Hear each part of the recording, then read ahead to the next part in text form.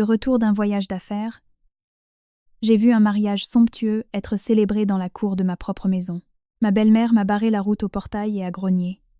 Mon fils épouse une vraie femme aujourd'hui. Dégage d'ici. J'ai immédiatement passé un appel pour faire couper l'eau et l'électricité. Et j'ai donné l'ordre de saisir la maison pour dette. Il y a tout juste un mois, j'étais une épouse soumise et attentionnée. Je serrais les dents malgré mes maux d'estomac pour courir de réunion en réunion, concluant chaque contrat pour ramener de l'argent dans ce foyer. J'avais passé 8 ans de ma jeunesse, donné tout mon sang et ma sueur, pour élever un homme parti de rien jusqu'au poste de PDG. Et la récompense de ce sacrifice désintéressé fut un poignard dans le dos. Ils ont profité de mon long voyage d'affaires pour organiser secrètement un mariage luxueux, amenant une autre femme à s'asseoir effrontément sur les biens mêmes que j'avais bâtis, au prix de ma propre santé. Mais ils ont mal calculé. Ils pensaient que j'étais un agneau docile, facile à écarter. Ils ne savaient pas que la personne qui se tenait aujourd'hui devant les grilles de cette maison allait, de ses propres mains, briser toutes leurs sales illusions et les traîner jusqu'au fond de la disgrâce. Le crissement des pneus d'un taxi résonna dans la rue familière, bordée d'arbres, d'une banlieue cossue de Neuilly-sur-Seine. La chaleur étouffante de juillet, irradiant de la jungle d'asphalte de Paris, cuisait l'intérieur de la voiture.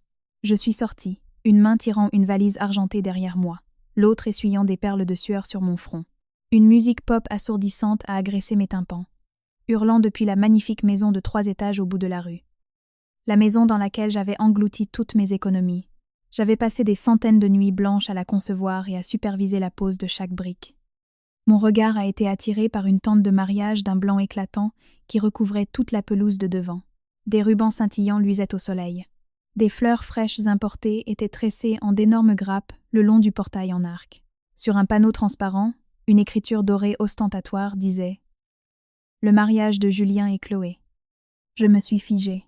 La poignée de la valise m'a glissé des doigts. Ses roues ont heurté le bitume avec un bruit sourd. Julien, c'est le nom de mon mari. L'homme qui, il y a exactement 12 heures, m'avait appelé. D'une voix tendre, il m'avait dit qu'il était occupé par une réunion de projet, m'avait demandé de prendre soin de ma santé pendant le voyage, et avait promis qu'il cuisinerait lui-même mon bœuf bourguignon préféré à mon retour. Un bourdonnement a commencé dans ma tête. Les voisins s'étaient déjà rassemblés, chuchotant et pointant du doigt en me voyant pétrifiée sur place. Ils me dévisageaient avec un mélange de curiosité, de pitié et de stupéfaction. Je marchais comme un fantôme. Mes talons claquaient sans vie sur le trottoir, chaque pas me rapprochant de cette tente. Ma poitrine se serrait. La trahison n'était pas quelque chose d'abstrait. Elle était juste là, devant mes yeux. Bruyante, ostentatoire, et si cruelle qu'elle était prête à écraser les derniers vestiges de ma raison. Dès que j'ai atteint l'arche décorée de roses blanches, une silhouette s'est précipitée de l'intérieur, me barrant la route. C'était Chantal, ma belle-mère. Elle portait une robe en velours bordeaux avec des broderies dorées. Ses cheveux étaient crêpés très haut et figés par la laque, et des chaînes et bracelets en or éblouissant pendaient à son cou et à ses poignets. Son visage, lourdement plâtré de poudre et de rouge à lèvres vif, qui souriait aux invités, s'est soudainement changé en pierre quand ses yeux ont croisé les miens. « Que fais-tu ici à un moment pareil? Ne devais-tu pas rentrer la semaine prochaine ?» Je l'ai regardé, mon regard balayant sa tenue ridicule, puis se fixant sur le panneau avec les noms des mariés. J'avais la gorge sèche. J'ai essayé d'avaler ma salive. Ma voix est sortie calme mais tranchante comme la lame d'un rasoir. Si j'étais rentrée la semaine prochaine, comment aurais-je pu assister au mariage de mon propre mari? Maman, où est Julien? Dis-lui de sortir et de me parler. Chantal a été troublée un instant, regardant nerveusement autour d'elle pour voir si quelqu'un observait, mais son arrogance instinctive a vite repris le dessus, et elle a posé les mains sur ses hanches. Elle m'a jaugé avec un regard dédaigneux et a sifflé entre ses dents. « Fais attention à ce que tu dis. Qui crois-tu appeler maman? Il n'y a pas de place dans cette maison pour une femme froide et obsédée par sa carrière. Espèce de sorcière.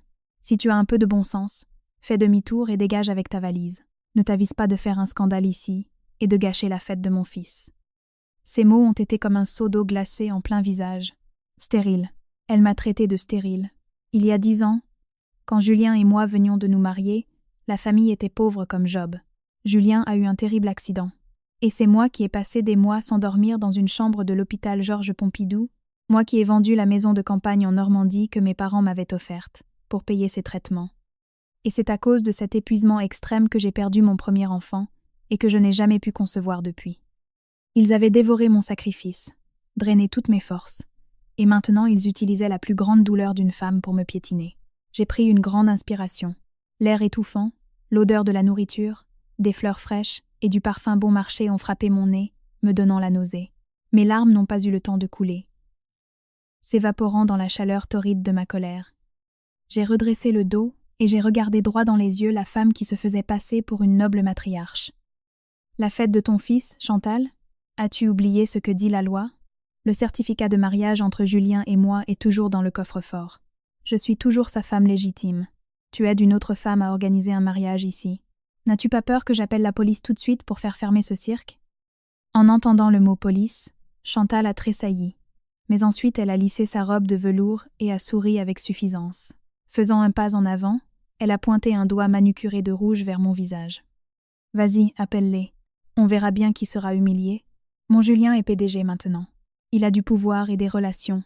Et toi, tu n'es qu'un petit rat de bureau, toujours en déplacement. Tu ne peux même pas cuisiner un dîner convenable pour ton mari. Pensais-tu vraiment pouvoir le retenir ?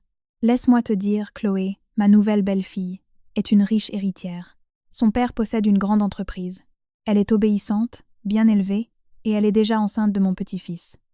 Aujourd'hui, j'accueille ma nouvelle belle-fille. Je vais avoir un petit-fils. Alors hors de ma vue. Enceinte, une riche héritière. Toutes les pièces sales du puzzle se mettaient enfin en place. C'est pourquoi, ces 6 derniers mois, Julien avait souvent trouvé des excuses pour des voyages d'affaires le week-end. Il rejetait fréquemment les dîners que je préparais. Il me reprochait d'être toujours occupé, de ne pas avoir le temps de prendre soin de moi. Mais il oubliait que tous ces costumes de créateur, la voiture de luxe et le titre même de PDG fantoche qu'il occupait, avaient tous été créés par moi. J'avais secrètement utilisé mes relations et investi de l'argent pour le sculpter en un homme de statut.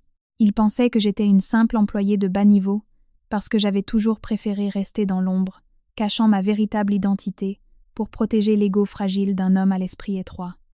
Je n'ai pas crié ni bondi sur elle, comme le font souvent les femmes trahies. Face à l'impudence absolue, une personne se forge naturellement une armure de glace, assez froide pour geler toutes les émotions superflues. J'ai eu un léger sourire narquois, ce qui a fait froncer les sourcils de Chantal de confusion. « Une riche héritière, dis-tu. Es-tu sûre d'avoir fait entrer de l'or pur dans cette maison, et pas un tas d'ordures ? Chantal, tu es cupide, mais tu n'es pas très intelligente. Tu penses que cette maison appartient à ton fils ? Comment oses-tu me parler comme ça ? Si ce n'est pas à mon fils, alors à qui ? Toute cette propriété a été achetée avec le sang et la sueur de Julien. L'acte de propriété est à son nom. Tu crois que tu peux piquer une crise ici et réclamer une part ? Rêve toujours, j'ai déjà engagé un avocat. Tu n'obtiendras pas un seul centime de cette maison. » Elle a élevé la voix pour que les proches à l'intérieur puissent entendre. L'agitation au portail avait en effet attiré l'attention. Quelques parents éloignés de Julien, ceux-là même qui m'avaient autrefois emprunté de l'argent sans jamais le rendre, sont sortis en courant et m'ont regardé avec mépris. Ils chuchotaient entre eux, me qualifiant de femme défectueuse larguée par son mari et venue gâcher son mariage.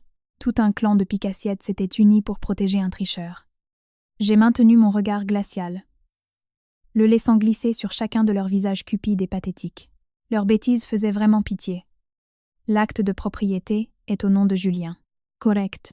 Mais savais-tu que cette maison a été achetée avec un prêt hypothécaire garanti par le groupe Apex Investissement, la société dont je préside justement le conseil d'administration. Julien n'était qu'un emprunteur nominal pour l'entreprise. Une seule signature de ma part suffit pour que le prêt soit exigible immédiatement et que cette maison soit saisie par la banque pour dette. Ils dansaient et célébraient sur les cendres de leur propre stupidité, totalement inconscients. Vous n'avez pas besoin de me jeter dehors. Je n'utilise jamais les choses sales. Mais avant de partir, je dois voir Julien. Je veux voir à quel point le visage du marié d'aujourd'hui est radieux. À peine avais-je fini de parler que des pas précipités sont venus du hall principal. L'homme à qui j'avais donné 8 ans de ma jeunesse, veillant à chacun de ses besoins, se tenait maintenant devant moi sous les traits d'un magnifique marié. Un costume blanc crème sur mesure mettait en valeur sa silhouette. Ses cheveux étaient soigneusement coiffés avec du gel, et une rose cramoisie ornait son revers. Cette apparence impeccable contrastait fortement avec l'état pathétique et émacié dans lequel il se trouvait, lorsqu'il était couché sur un lit d'hôpital des années auparavant, attendant que je signe le consentement pour son opération. Il est sorti avec le regard suffisant d'un homme qui venait de décrocher le gros lot. Mais quand son regard a croisé le mien, cette suffisance s'est instantanément effondrée, remplacée par une terreur absolue. « Élise, Pourquoi es-tu de retour maintenant? Je l'ai regardé droit dans les yeux. Pas de larmes, pas de cris. À cet instant, mon cœur était comme un glacier millénaire, froid et dur. J'ai fait un pas en avant. Le claquement sec de mes talons aiguilles sur l'asphalte l'a fait reculer instinctivement. Pourquoi je suis de retour maintenant? Une excellente question, Julien. Si je n'étais pas revenu, comment aurais-je su que mon mari avait décidé de jouer à nouveau le rôle du marié? Tu étais occupé dans une réunion de projet, n'est-ce pas? Ton projet est-il d'amener une héritière dans la maison construite sur le terrain que j'ai acheté? Tolstoï. Il y a des gens partout. Ne fais pas un scandale. Discutons de tout plus tard. Quand les invités partiront, nous parlerons correctement. Pour l'instant, je t'en supplie, appelle un taxi et va chez ta mère. Préserve au moins une once de ma dignité. De la dignité? De quel droit me parles-tu de dignité? Est-ce qu'un garçon de la campagne qui organise secrètement un mariage sans divorcer de sa femme légitime connaît seulement le sens de ce mot? Julien, chéri, pourquoi lui parles-tu? Débarrasse-toi d'elle immédiatement, a hurlé Chantal. Cette épouse négligente est toujours absente. Elle ne peut pas prendre soin de son mari. Alors, que le mari trouve quelqu'un qui le peut. Chloé porte mon petit-fils là, dedans. C'est une fille de la haute société. Si tu laisses cette folle crier ici et que Chloé fait une fausse couche, je ne te le pardonnerai jamais. Maman a raison, a renchéri Julien, le visage dur. Élise, regarde-toi. C'est toujours le travail, le travail, le travail. Tu es constamment en voyage d'affaires. Quand j'étais malade, il n'y avait personne pour s'occuper de moi. Chloé est différente. Elle me comprend. Elle est douce et elle porte mon sang. Et son père est un soutien fiable pour la croissance de mon entreprise. Je suis PDG. J'ai besoin d'une femme qui corresponde à mon statut, pas d'une femme qui ne sait que fixer un écran d'ordinateur. C'est bien que tu sois de retour. Lundi, nous irons au tribunal et demanderons le divorce. Je te donnerai une petite propriété en guise de compensation. Maintenant, pars. Yael rit. Le rire était si authentique et si fort que la foule murmureuse autour de nous s'est tue. Il s'avère que lorsque les gens atteignent les profondeurs de l'impudence, ils peuvent dire des choses aussi absurdes. Une compensation, un PDG, une épouse digne de son statut. Il avait vraiment vécu dans la pièce que je mettais en scène depuis si longtemps qu'il croyait lui-même que tous ses accomplissements étaient le fruit de son propre talent. Julien, tu as raison. Tu as besoin d'une femme qui corresponde à ton titre de PDG fantoche. Mais tu as oublié une chose. Ce titre, la voiture que tu conduis, et cette maison. C'est moi qui t'ai tout donné. Tu crois que le père de cette fille riche peut te soutenir? Voyons si ta douce héritière restera aussi compréhensive quand tu redeviendras un moins que rien fauché avec une montagne de dettes. Quelles absurdités racontes-tu? La maison est à mon nom. Je suis le PDG de l'entreprise. Ne t'avise pas de me prendre de haut. Sors avant que je ne demande à la sécurité de te jeter dehors. Je n'ai pas pris la peine de répondre davantage. Discuter avec un idiot ne fait que salir la langue. J'ai reculé de 2 pas, j'ai croisé les bras, et j'ai lentement sorti mon téléphone de mon sac à main. J'ai composé un numéro familier. À l'autre bout, on a décroché instantanément. Bonjour Antoine. Activez l'ordre de saisie sur le contrat de prêt hypothécaire pour la maison de Neuilly. Transmettez immédiatement les documents au service juridique et demandez à la banque d'entamer la procédure de saisie pour défaut de paiement. Oui, tout de suite. Et appelez EDF et Veolia. Demandez-leur de couper immédiatement l'électricité et l'eau à cette adresse. Motif, dette et rupture de contrat. Utilisez toutes nos relations pour que ce soit fait sur le champ. Je veux que cette maison n'ait plus un seul rayon de lumière d'ici 10 minutes. Qui appelles-tu? Que prépares-tu? Ne t'avise pas de me menacer. L'électricité et l'eau sont des services publics. Tu crois que tu peux juste dire de les couper et qu'ils vont les couper? A balbutié Julien, le visage masqué par l'incrédulité et la peur. Oh, ne fais pas attention à cette folle, s'est moquée Chantal. Elle ne fait que s'emporter par jalousie. Rentrons, mon fils. Il est temps de lever notre verre avec la famille de la mariée. Laisse-la rester ici en pleine chaleur. Ça lui éclaircira peu, être les idées. J'ai remis le téléphone dans mon sac et j'ai fait rouler ma valise jusqu'à un petit kiosque à journaux à l'ombre de quelques arbres de l'autre côté de la rue. Je n'étais pas pressée de partir. Le spectacle ne faisait que commencer. Je devais savourer personnellement la fin pathétique de ces traîtres. Ils pensaient que je ne faisais que proférer des menaces. Ils ne connaissaient pas le véritable pouvoir du réseau que je contrôlais. D'un seul coup de fil, je pouvais transformer le plus beau jour de leur vie en leur pire cauchemar. J'ai acheté une bouteille de thé glacé. Je me suis assise calmement sur une chaise en plastique et j'ai fixé mon regard sur la bruyante tente de mariage. Ries, profitez-en. car dans 10 minutes, l'obscurité et la honte s'abattront sur cette famille crasseuse. Au milieu de l'été parisien, la température sous le soleil atteignait 35 degrés. L'air était épais, lourd. Respirer était difficile. À l'intérieur de la tente de mariage, drapée de plastique et de soie blanche, la chaleur dégagée par des dizaines de plats se mêlait à l'haleine de la foule, créant une véritable fournaise. Seuls de puissants climatiseurs fonctionnant à plein régime maintenaient l'illusion de fraîcheur lors de ce mariage ridicule. La musique forte continuait de cracher des mélodies bon marché sur l'amour. Julien et sa mère s'étaient retournés et étaient rentrés à l'intérieur. Convaincus qu'ils m'avaient chassé, mais ils se trompaient lourdement. Exactement 10 minutes après mon appel, il y a eu un déclic sec. Tous les lustres en cristal étincelant sous le plafond de la tente se sont éteints d'un coup. Le système de sonorisation, qui fonctionnait à plein volume, s'est soudainement tu, laissant place à un silence assourdissant et bourdonnant. Des dizaines de ventilateurs industriels et de climatiseurs qui ronronnaient quelques instants auparavant se sont arrêtés. La tente entière et la maison de 3 étages ont été plongées dans une obscurité et un silence soudain. Mon Dieu, que se passe-t-il? Pourquoi la lumière a-t-elle sauté? Julien, où est Julien? Va voir. Le disjoncteur a peu être sauté. Dépêche-toi. En plein milieu de la fête. Comment est-ce possible? Maman, attends. Je vais regarder. C'est probablement une surcharge à cause des clims. Donne-moi 1 minute. Je vais tout rallumer. J'étais assise, les jambes croisées près du kiosque à journaux, sirotant mon thé glacé, et je regardais calmement le marié dans son costume blanc, trempé de sueur, courir maladroitement vers le tableau électrique devant la maison. Il a frénétiquement ouvert le boîtier, levant et baissant les interrupteurs, mais en vain. Quelques minutes passèrent, et la chaleur étouffante commença à assaillir la tente. La centaine d'invités à l'intérieur commença à s'agiter. Sans ventilateur, sans climatisation, assis dans un espace hermétiquement clos avec de la nourriture fumante, la tente s'était transformée en cocotte minute. Julien, que se passe-t-il? Les parents de Chloé sont tous en sueur. Chloé se plaint de ne plus pouvoir respirer. Son maquillage coule. Fais quelque chose, mon fils. Maman, ce ne sont pas nos disjoncteurs. Il n'y a plus de courant du tout. Je vais appeler EDF. Découvrir pourquoi c'est arrivé à un moment aussi crucial. Merde. Il a sorti son téléphone. Ses mains tremblantes, composant le numéro. La sueur coulait sur son front, collant les cheveux qu'il avait si soigneusement coiffés avec du gel. Des taches humides commençaient à s'étendre sur la chemise blanche sous son costume. Julien a appelé désespérément, mais sa seule réponse fut l'impuissance. Les relations qu'il avait si diligemment construites n'avaient aucun pouvoir face au réseau que j'avais ordonné de geler. À l'intérieur de la tente, les murmures se faisaient plus forts. Les invités en luxueuse tenue de soirée utilisaient maintenant tout ce qu'ils pouvaient trouver. Des cartons, des serviettes. Pour s'éventer, l'odeur des parfums chers se mêlait à l'odeur de sueur.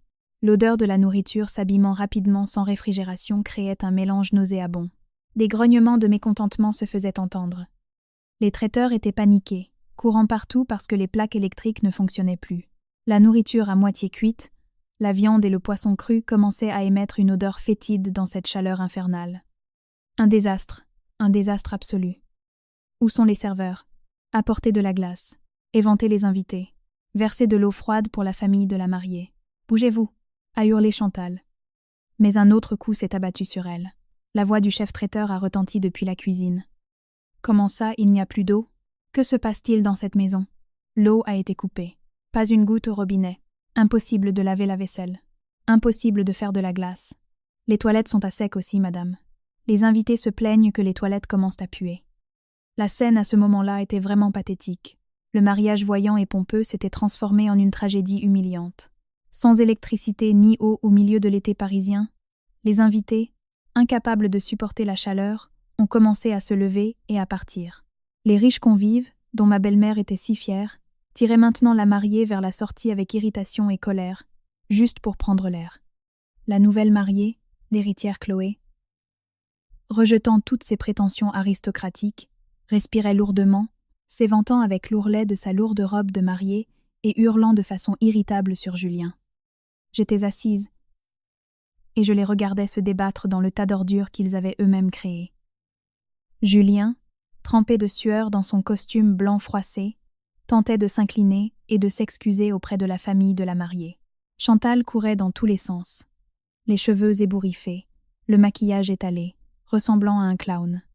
Ils avaient imaginé un grand mariage pour parader devant le monde entier, mais ils n'avaient pas compris qu'en volant la vie d'autrui, ils devraient payer avec leur propre honneur. J'ai fini mon thé glacé.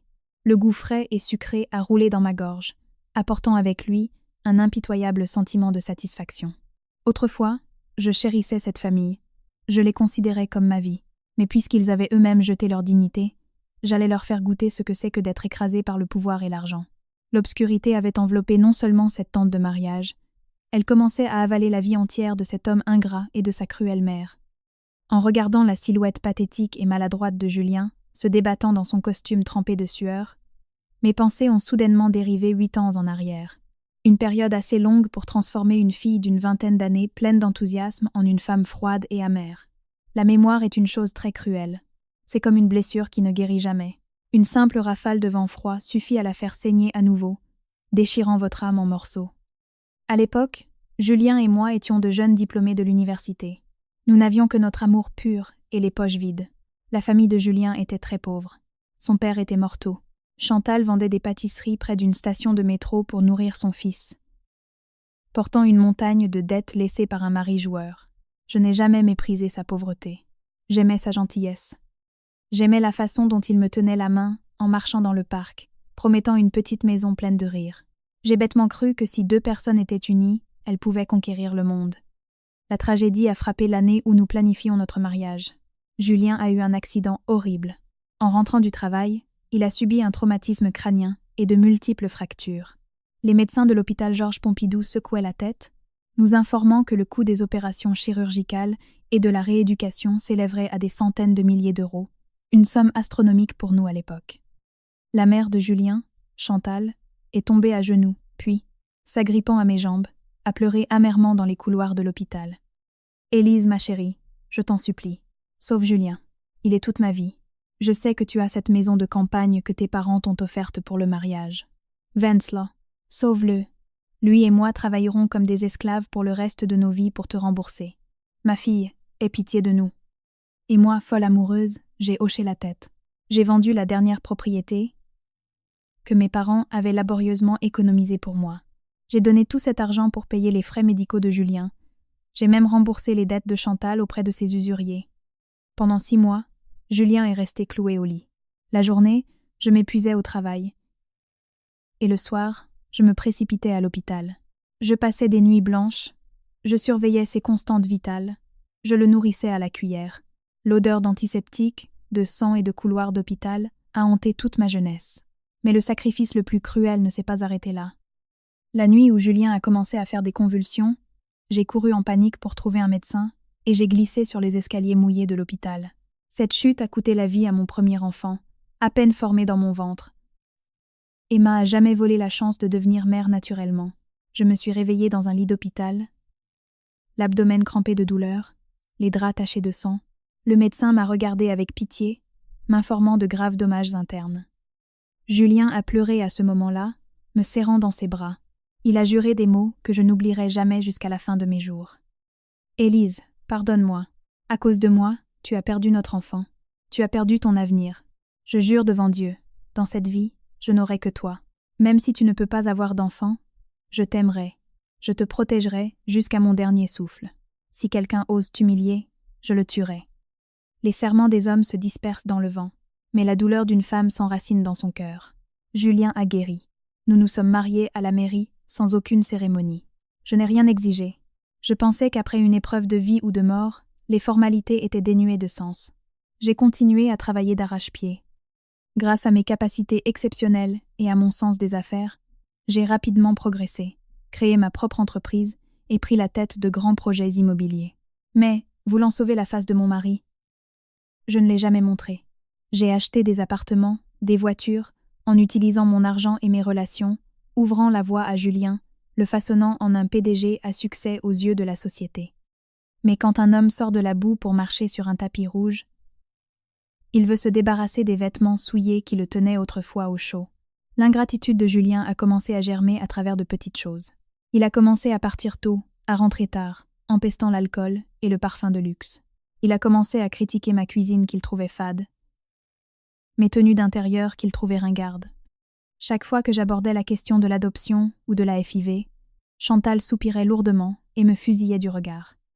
C'est de ta faute, mais la lignée de notre famille ne peut pas s'éteindre. Julien est un PDG maintenant. Tant de gens le respectent.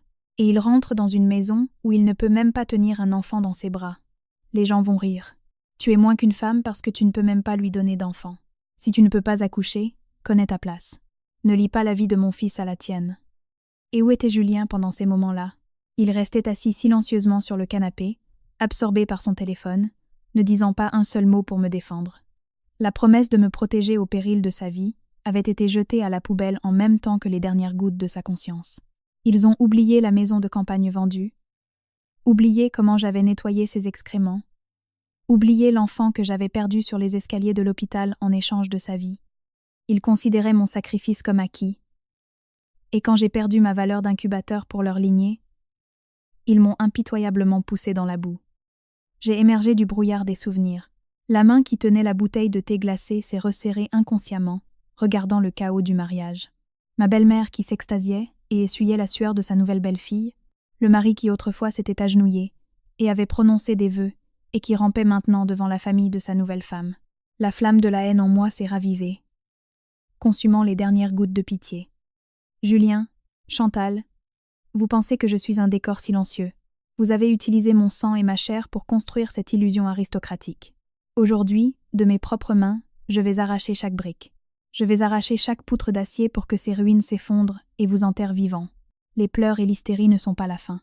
Le meilleur acte de cette pièce est encore à venir. Je vais vous montrer à quel point une femme acculée peut être cruelle et précise lorsqu'elle contre-attaque. Le soleil était à son zénith, la chaleur torride prête à tout brûler. L'asphalte fondait. Le mariage sous la tente s'était transformé en un champ de bataille pathétique et irrémédiable. Les invités d'honneur, la riche belle famille dans leur soirée hors de prix, incapables de supporter plus longtemps la chaleur infernale, se sont levés à l'unisson. Ils ont jeté leurs serviettes sur les tables et se sont frayés un chemin hors de la tente, grommelant sans cesse et faisant des remarques désobligeantes. Les tables, qui avaient été chargées d'huîtres et de homards auxquels personne n'avait eu le temps de toucher, dégageaient maintenant une odeur de poisson nauséabonde, trempée dans la glace fondue. La mariée, Chloé, la riche héritière que ma belle-mère avait tant encensée, se tenait maintenant debout, soulevant sa lourde robe de mariée trempée de sueur. Le fond de teint coulait sur son visage en rigole sale. Les mains sur les hanches, elle se disputait avec les traiteurs qui exigeaient un paiement immédiat pour pouvoir remballer et partir. Julien et Chantal couraient en rond, s'inclinant et essayant d'apaiser la colère de la famille de la mariée. Mais en réponse, ils n'ont reçu qu'un geste brusque de la main de la part du père riche. La luxueuse voiture de mariage a démarré et s'est éloignée à toute vitesse, laissant derrière elle la ruine, la honte et l'humiliation absolue. J'étais assise au kiosque à journaux de l'autre côté de la rue, observant calmement cette tragédie du début à la fin. Mon âme était aussi sereine que la surface d'un lac gelé. À ce moment-là, le téléphone dans mon sac à main a vibré. Le nom de Julien a clignoté sur l'écran. J'ai eu un sourire en coin, le laissant sonner 3 fois avant de porter lentement l'appareil à mon oreille. « Es-tu contente maintenant, Élise ?» Ses coups tordus avec la lumière et l'eau. « C'était ton œuvre, n'est-ce pas? Tu as engagé des gens pour faire couper l'électricité de ma maison. Manipulatrice, tu as gâché ma fête. Tu as traîné cette famille dans la boue. Tu crois que tu pourras vivre paisiblement après ça ?» a grogné sa voix dans le téléphone. Il respirait lourdement comme un animal traqué. L'impuissance lui avait fait complètement tomber son faux masque de décence. J'ai remué mon thé glacé avec la paille et j'ai répondu d'une voix douce mais tranchante comme un rasoir. « Julien, tu es PDG depuis tant d'années, mais ton cerveau est toujours aussi émoussé que lorsque tu étais paralysé en attendant que je paie tes factures d'hôpital. L'électricité et l'eau appartiennent aux entreprises de l'État. Peu importe mon influence, je ne peux pas simplement leur ordonner de couper chez toi. Être que vous vous êtes tous comportés de manière si dégoûtante que Dieu lui-même s'en est lassé et a décidé de vous envoyer une petite punition. Ton plus beau jour s'est transformé en un feu de poubelle. Qu'est-ce que ça fait? Cela valait-il la peine de vendre ta conscience et de me trahir?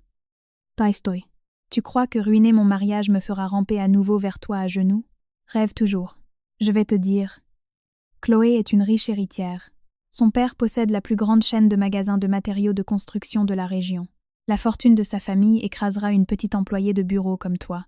Peu importe à quel point tu essaies de me saboter, je suis toujours le gendre d'un homme riche. Mon entreprise recevra des dizaines de millions d'investissements de sa famille. Et lundi, Je te ferai expulser par les tribunaux. Tu finiras à la rue avec rien, a crié Julien désespérément, s'accrochant à l'illusion de la richesse pour m'intimider. En écoutant cela, je n'ai ressenti aucune colère, seulement une profonde pitié. Un homme si avide de gloire qui a sauté aveuglément dans un piège bon marché et pensait encore avoir touché le jackpot. Une riche héritière? Une chaîne de magasins de matériaux? Julien, as-tu seulement fait des vérifications sur ta nouvelle femme avant de la traîner dans cette maison? Ou as-tu été aveuglé par ces sacs à main de marque et quelques dîners chics? De quoi parles-tu? Ne t'avise pas de calomnier Chloé. Tu es juste jalouse parce qu'elle est jeune, belle, riche, et qu'elle porte l'héritier de ma famille. Une vieille harpie stérile comme toi ne pourrait jamais lui arriver à la cheville en 1 million d'années. Jalouse? Laisse-moi t'expliquer pour ton cerveau de la taille d'un pois. Ta Chloé s'appelle en réalité Aurélie. Elle vient d'un petit village oublié au fin fond de la Creuse. Son père n'est pas chef d'entreprise. C'est un accro au jeu qui se cache des usuriers. Cet homme qui a joué le rôle de ton riche beau-père avec de l'or sur les mains, aujourd'hui n'est qu'un figurant qu'elle a engagé pour 500 € par jour. Ta riche héritière est une sugar baby professionnelle. Elle cible les hommes qui aiment parader. Elle s'en est prise à toi parce qu'elle a vu la voiture chère, les costumes et le titre de PDG. Elle a cru que tu étais une mine d'or et t'a collé le bébé de quelqu'un d'autre sur le dos. Tu récupères les restes de quelqu'un d'autre et tu es encore fière de ton héritier. Tais-toi, menteuse. N'ose pas. Crachez ton venin. Une voix perçante, celle de Chantal, a retenti dans le téléphone alors qu'elle arrachait le téléphone. Chloé m'a offert un bracelet en or pur et son père a promis à Julien une villa à Deauville comme cadeau de mariage. Tu es juste en colère parce que tu n'as rien eu. Tu inventes tout ça pour détruire notre famille. Julien, raccroche. N'écoute pas cette folle. L'avidité avait complètement obscurci son esprit. Un faux bracelet en or et des promesses vides de villa avaient poussé cette femme cupide à vendre jusqu'à la dernière once de sa conscience. À mener une étrangère chez elle pour piétiner la belle-fille qui s'était saignée aux 4 veines pour sauver son fils. Que cet or soit vrai ou faux, va chez un prêteur sur gage et tu verras. Quant à la villa à Deauville, tu peux toujours attendre. J'ai dit ce que j'avais à dire. Je ne vous préviens pas par pitié pour votre pathétique famille, mais pour que vous sachiez que vous méritez les ordures que vous embrassez maintenant. Profitez de votre nuit de noces, car demain commence le vrai cauchemar. J'ai mis fin à l'appel de manière décisive et j'ai jeté le téléphone dans mon sac. Je me fichais qu'ils me croient ou non. Quand les gens sont ivres de leurs propres bêtises, essayer de les réveiller est futile. Qu'ils s'accrochent à leur fausse illusion de richesse. Quand la vérité toute crue éclatera, leur douleur et leur humiliation seront multipliées 10 000 fois. Je me suis levée, j'ai pris ma valise et j'ai marché hors de l'allée, laissant derrière moi les ruines des traîtres. Des nuages sombres commençaient à s'amonceler au-dessus de Paris. Un orage d'été approchait, prêt à laver la crasse de la journée et à préparer le terrain pour un règlement de compte brutal le lendemain. Le lendemain matin, le ciel de Paris était gris après la tempête de la nuit précédente. L'air portait une rare fraîcheur, mais un feu brûlait dans ma poitrine, attendant le moment de tout réduire en cendres. À 8 heures pile, je suis sortie d'une Maybach noire de direction qui s'était garée en douceur à l'entrée du quartier familier. Aujourd'hui, je ne portais pas la simple tenue de bureau des 8 dernières années. J'étais vêtue d'un tailleur pantalon noir impeccablement coupé. Des lunettes de soleil cachaient la moitié de mon visage, et à mes pieds se trouvaient des chaussures de créateur, hors de prix de Manolo Blahnik. Je dégageais une aura de froideur absolue et de pouvoir. Derrière moi, me suivant de près, se trouvait mon avocat, Antoine, directeur du service juridique du groupe, ainsi que 5 gardes de sécurité en uniforme au visage sévère, tenant d'épais dossiers. La maison de 3 étages de la famille de Julien est apparue sous nos yeux, pathétique et en lambeaux. La tente de mariage blanche était à moitié démontée et gisait en tas sur la route. Les rubans de soie étaient trempés par l'eau de pluie. Les fleurs étaient écrasées et des déchets étaient éparpillés partout. Les grilles métalliques étaient entr'ouvertes. Je me suis arrêtée et j'ai fait un léger signe de tête à Antoine. Il s'est avancé et a poussé les grilles avec force, un grincement sec brisant le silence matinal. Nous sommes entrés dans la cour. À l'intérieur de la maison, Julien et Chantal étaient assis comme des fantômes sur le canapé du salon. Julien était en t-shirt froissé, le visage hagard, n'ayant manifestement pas fermé l'œil de la nuit à gérer les conséquences du désastre de son mariage. La précieuse belle-fille, Chloé, était introuvable, probablement endormie à l'étage. En entendant le bruit fort, Julien et sa mère ont sursauté et se sont retournés, me voyant entrer avec une escouade de personnes au visage sinistre. L'expression de Julien est passée instantanément de la surprise à la colère. Pourquoi as-tu amené ces voyous ici? Élise, ne franchis pas la ligne. Hier, tu as orchestré la panne de courant et tu nous as humiliés. Ça ne suffisait pas? Maintenant tu as décidé de saccager ma maison. Maman, appelle la police. Elle est là pour nous voler et nous tuer. Mon Dieu, en plein jour, tu oses amener des gangsters dans ma maison? Je vais crier tout de suite. Que les voisins voient le vrai visage de cette bête maléfique. Reste où tu es. Un pas de plus et je hurle. C'est égosillé Chantal. J'ai retiré mes lunettes de soleil et je les ai tendues à un assistant. Mon regard perçant a glissé sur leurs deux visages, qui tentaient de paraître féroces pour cacher leur peur intérieure. J'ai marché lentement jusqu'au centre du salon et j'ai pointé un doigt vers la table basse en verre. Appelez la police. Je vous recommande vivement de les appeler tout de suite. Voyons à qui ils passeront les menottes. À ceux qui occupent illégalement la propriété d'autrui ou au propriétaire légal de cette maison. Antoine, allez-y. L'avocat les a salués. Je suis Antoine, l'avocat représentant le groupe Apex Investissement. Selon le contrat de prêt hypothécaire numéro 149 entre M. Julien et Apex Investissement, cette maison sert de garantie pour un prêt de 5 millions d'euros destiné au développement d'une entreprise.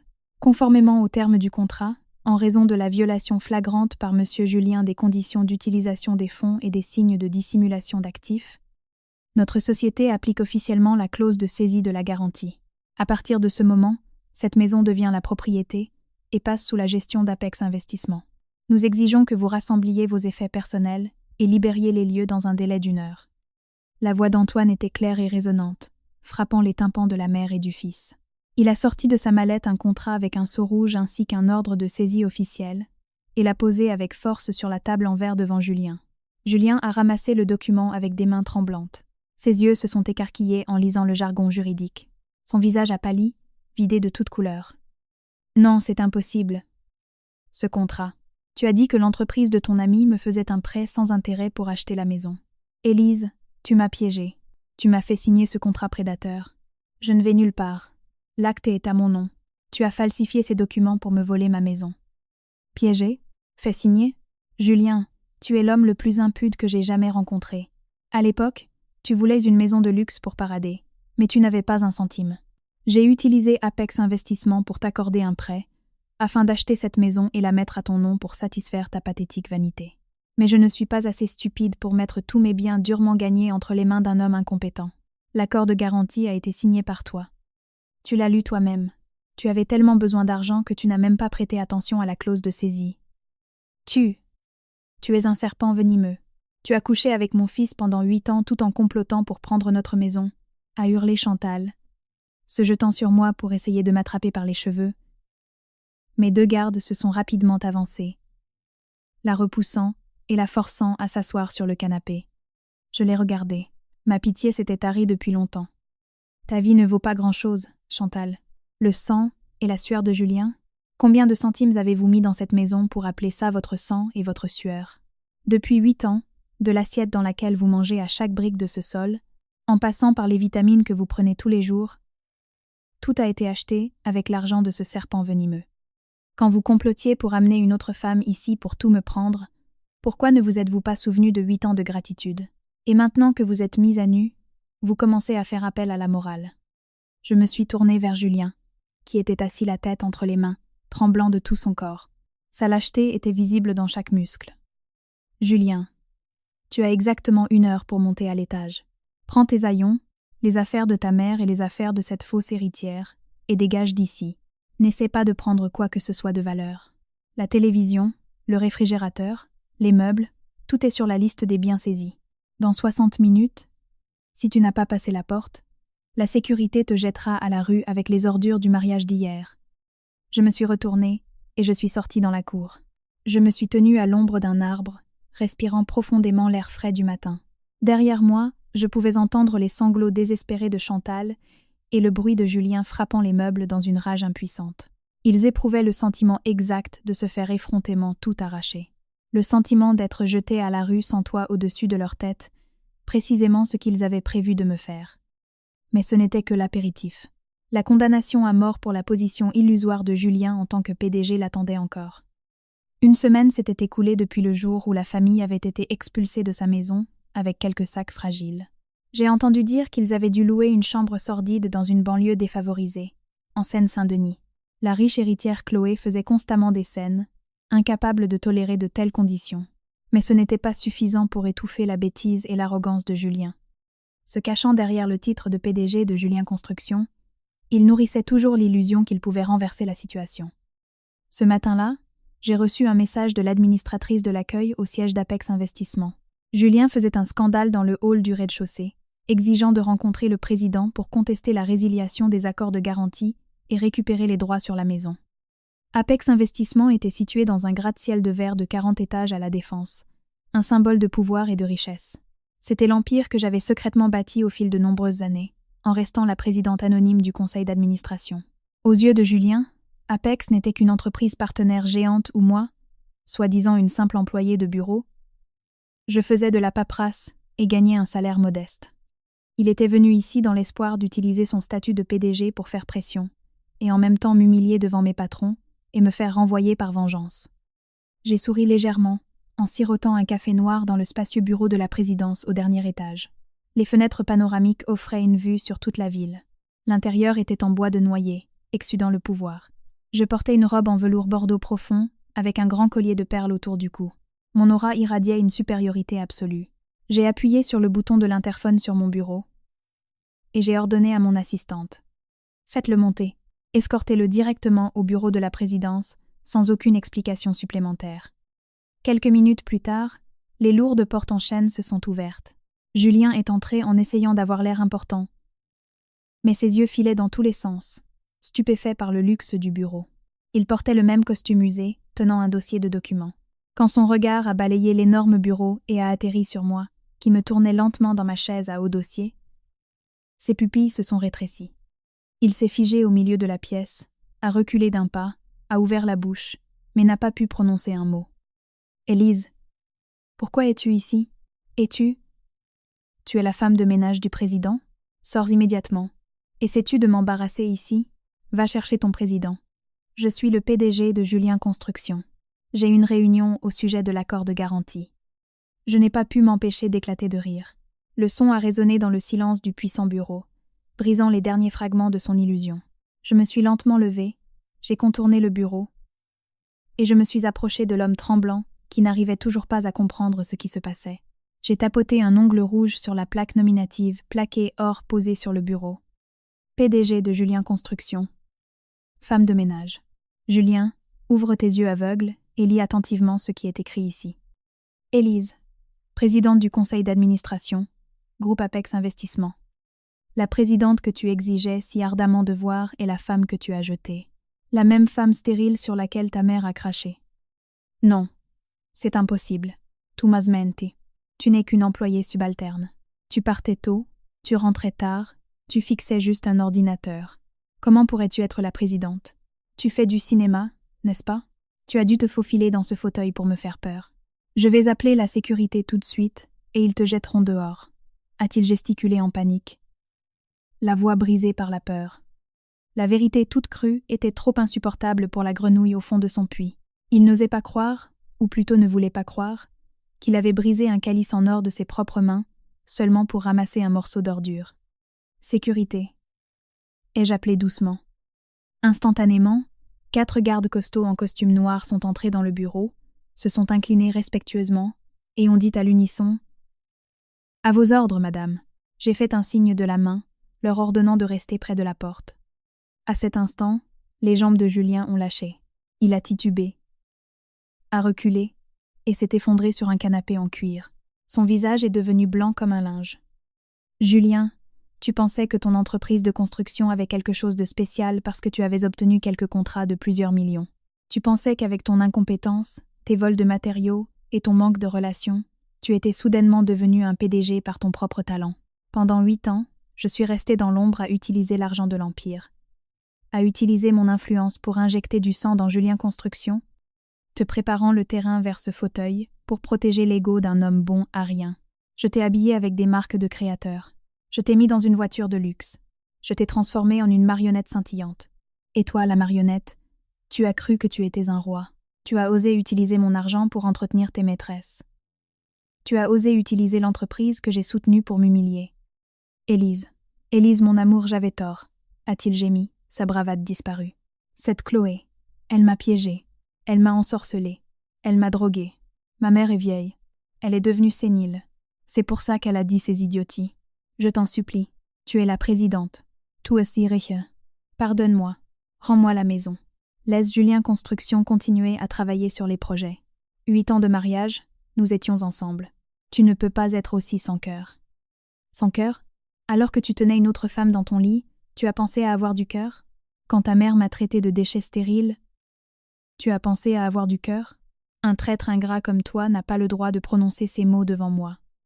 J'ai jeté une pile de documents sur la table en verre devant lui. Les lettres noires sur le papier blanc étaient comme une lame, coupant ses dernières voies de salut.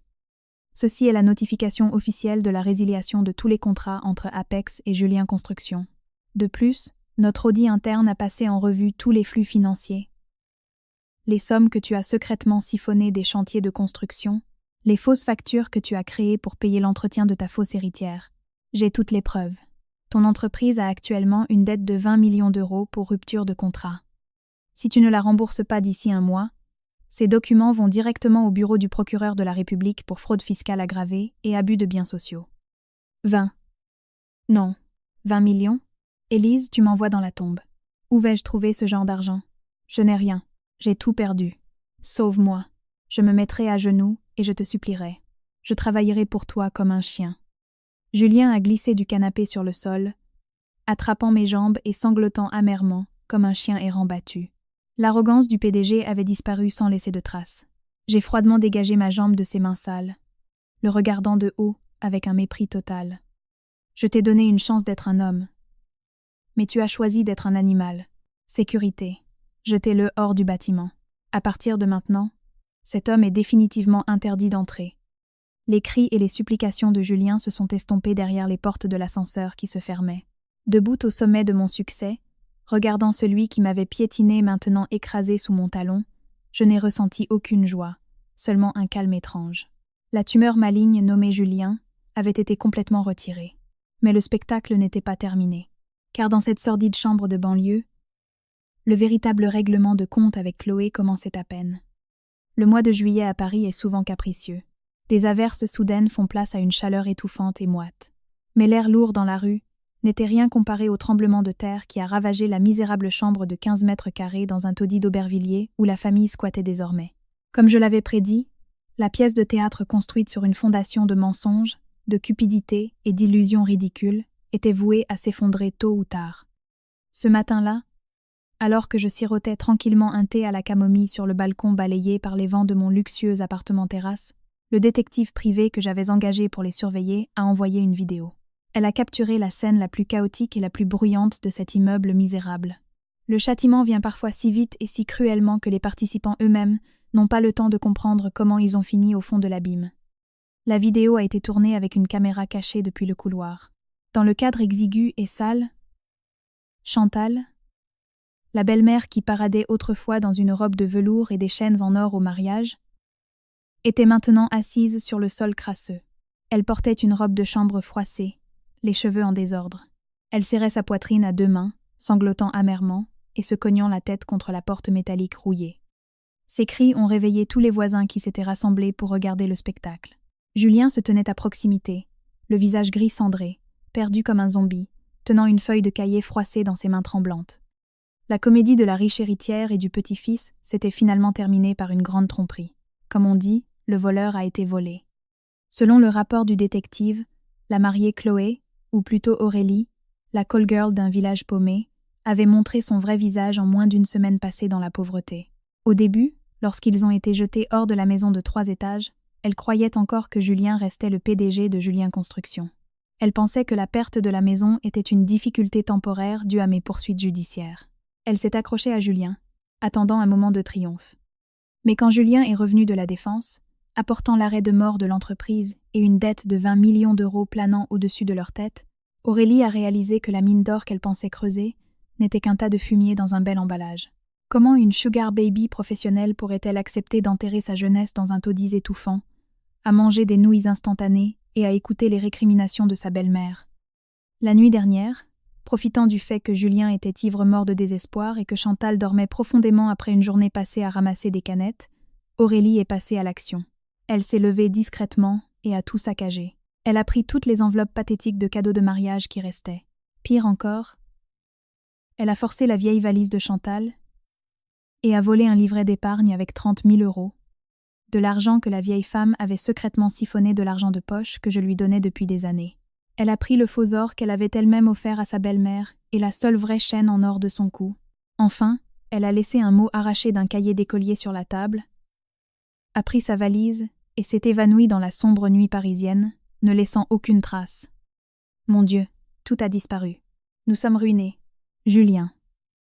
Cette sorcière m'a escroqué. Elle a volé toutes mes économies. 30 000 €. Les économies de toute ma vie. Elle a tout pris. Au secours, bonnes gens. Attrapez la voleuse. Ma fille est finie. Oh mon Dieu, pourquoi me punis-tu comme ça? Maman, ta estoy. Tu crois que crier va ramener l'argent? Les gens regardent. Tu veux m'humilier encore plus? Je t'avais dit de mieux cacher l'argent. Pourquoi le lui as-tu montré sous le nez? À qui la faute maintenant? C'est de notre propre faute d'avoir été aussi stupide. Tu oses me crier dessus, espèce de misérable ingrat? Tout est de ta faute, à cause de ta luxure. Tu as amené ça dans notre maison. Tu as abandonné Élise. Et maintenant nous en sommes là. Quel petit-fils? Elle portait un faux ventre pour te piéger, idiot. Comment suis-je censé vivre maintenant? Nous croulons sous les dettes. Nous n'avons rien à manger.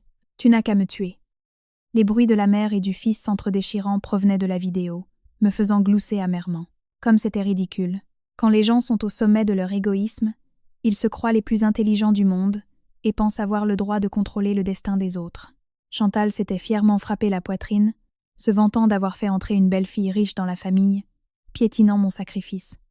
Et maintenant, face à un faux ventre, une valise vide et une dette gigantesque, elle comprenait enfin le prix de la trahison. Ils avaient utilisé des mensonges pour voler ma sueur et mon sang. Et au final, ils avaient été dépouillés jusqu'au dernier fil par une menteuse encore plus grande. C'était le karma parfait. Dans la vidéo, Julien a froissé le mot de rage. Le contenu de la lettre d'adieu de la fausse épouse était bref, mais portait un coup fatal à l'ego pathétique de l'homme. Faux PDG, tu as cru m'avoir. Je t'ai suivi en pensant que tu étais une mine d'or. Tu n'es qu'un tas de merde. Merci pour les économies de la vieille. Considère ça comme le paiement pour mon jeu d'actrice.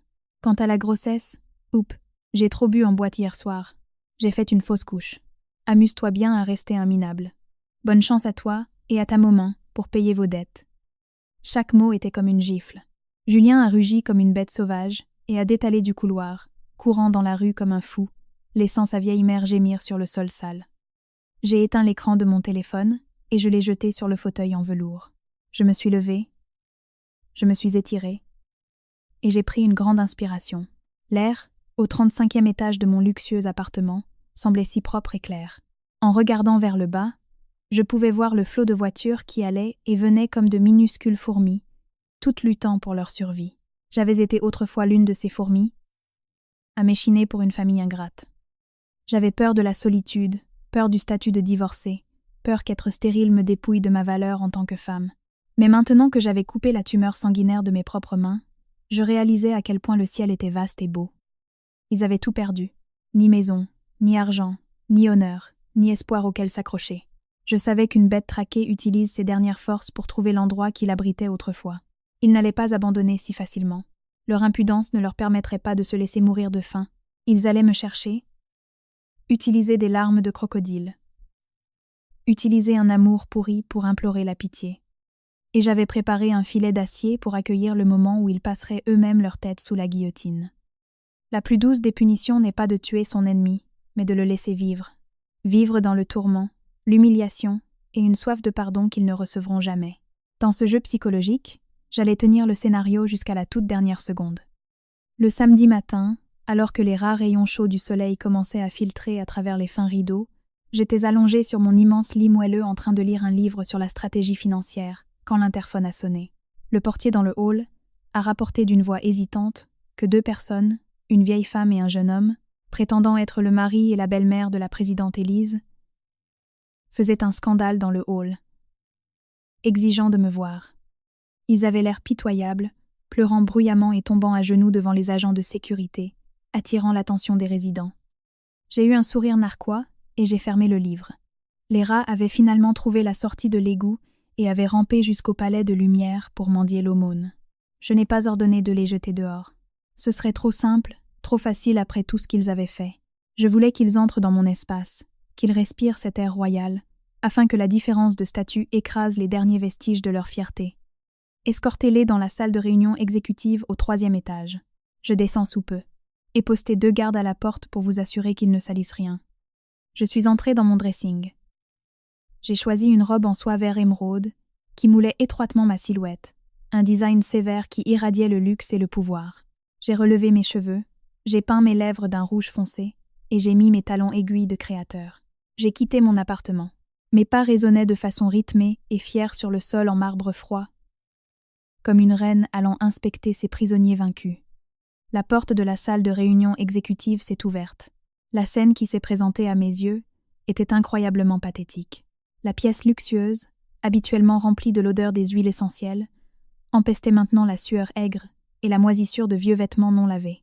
Julien et Chantal étaient blottis sur un canapé en cuir véritable. Julien portait le même vieux costume d'il y a 8 ans. Il avait perdu beaucoup de poids. Ses yeux étaient enfoncés et son visage était couvert de barbe de 3 jours. Chantal n'avait pas l'air moins hagarde. Son visage était couvert de rides profondes, ses cheveux grisonnants ébouriffés. En me voyant, ils ont bondi comme s'ils attrapaient un radeau de sauvetage au milieu de l'océan, se sont précipités vers moi, et se sont soudainement effondrés à genoux juste à mes pieds. « Élise, ma chère fille, je t'en supplie, je mangerai de la terre. Je t'en supplie, aie pitié d'une vieille femme, aie pitié de Julien. J'avais tort, j'ai perdu la tête, le diable est entré en moi. C'est pour ça que j'ai amené ce démon chez nous. Elle a volé tout mon argent. Nous vivons dans la rue maintenant. Nous n'avons même pas une miette de pain. Tu es la présidente. Tu es riche. Tu as un palais pareil. Aie pitié. Donne-nous une chance de survivre. Je reconnais ma culpabilité. Je m'incline à tes pieds. » Elle s'est frappée la poitrine avec ses poings, puis a commencé à se cogner le front sur le tapis de laine, s'inclinant jusqu'à ce que son front soit rouge et enflé. Julien était lui aussi à genoux, ses mains tremblantes s'accrochant à l'ourlet de ma robe. Des larmes de crocodile coulaient sur ses joues creusées. « Ma femme, Élise, j'avais tort.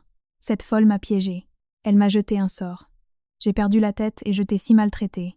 Je l'ai déjà jetée dehors. Je ne veux pas de son faux bébé. Dans mon cœur, il n'y a jamais eu que toi. Regarde, nous avons été ensemble pendant 8 ans. Nous avons partagé la pauvreté. Tu es resté des nuits entières à l'hôpital. Comment peux-tu jeter cet amour? Donne-moi une chance de revenir. Je réparerai tout. Je serai ton homme de ménage, ton chauffeur. Je t'en supplie, ne m'envoie pas dans la tombe. Je ne pourrai jamais rembourser ces 20 millions d'euros de toute ma vie. » Je suis restée immobile, comme une statue de glace. J'ai froidement tiré sur l'ourlet de ma robe, me secouant des mains sales de Julien. J'ai reculé d'un pas, j'ai croisé les bras, et j'ai regardé de haut ces 2 personnes rampant sur le sol. Leur apparence pathétique n'a suscité en moi pas la moindre goutte de pitié, seulement de la nausée. Ils ouvraient la bouche et parlaient d'amour, mais en réalité ils ne mendiaient pas l'amour ni le pardon. Ils mendiaient de l'argent, du pouvoir, pour être soulagés de l'énorme dette qu'ils s'étaient eux-mêmes attirée. « De l'amour, ta femme ? Julien, ta langue ne se fane-t-elle pas quand tu m'appelles ainsi ? Quand tu as enfilé un costume de mariée et que tu as souri à côté d'une autre femme ? T'es-tu souvenu que tu avais une femme qui s'épuisait à la tâche pour gagner de l'argent ? Quand tu m'as reproché d'être stérile et de ne pas correspondre à ton statut ? T'es-tu souvenu de la nuit où j'ai perdu notre enfant en courant chercher un médecin pour te sauver la vie ? Élise, c'était ma faute. Je l'ai forcé. Je voulais tellement un petit-fils. Julien t'aime toujours. Ce n'est pas sa faute. Je prendrai tout le blâme. Frappe-moi. Punis-moi comme tu veux, mais épargne Julien Construction. Retire ta plainte. Laisse Julien vivre. Il est ton mari, ma fille, a gémi Chantal. J'ai eu un sourire narquois. Mon sourire était plein de mépris absolu. Les gens sont incroyables. Quand ils ont du pouvoir, ils sont cruels. Et quand ils tombent au plus bas, ils sont prêts à se rejeter la faute l'un sur l'autre, jouant les victimes avec aisance. Chantal, tu n'as pas besoin de prendre le blâme. Aucune mère ne peut forcer son fils à tromper sa femme s'il n'est pas à la base un coureur de jupons ingrats attiré par ce qui brille. Tu voulais un petit-fils. Maintenant, ton petit-fils s'est transformé en un ventre plat qui s'est enfui avec tes 30 000 euros d'économie. Qu'est-ce que ça fait quand quelqu'un vole ta sueur et ton sang? Joue avec tes sentiments. Ça fait mal, n'est-ce pas? Humiliant. Alors souviens-toi de ce sentiment pour toujours. parce que c'est exactement ce que j'ai ressenti en me tenant aux grilles pour regarder votre mariage. Élise, je sais que ma culpabilité est incommensurable. Je n'ose pas demander pardon tout de suite, mais donne-moi du temps. Je te le prouverai. Tu as pris la maison. L'entreprise est en faillite. J'ai tout perdu. C'est assez pour la rédemption, n'est-ce pas? Tu es généreuse. Tu m'as toujours protégée. Sauve-moi cette dernière fois. Si je vais en prison, je mourrai. Plaidait Julien en levant la tête. Ses yeux implorants s'accrochaient à la bonté qui était autrefois en moi. Il pensait que s'il versait quelques larmes et simulait la tragédie, la femme qui avait autrefois donné sa vie pour lui fondrait à nouveau et le prendrait dans ses bras.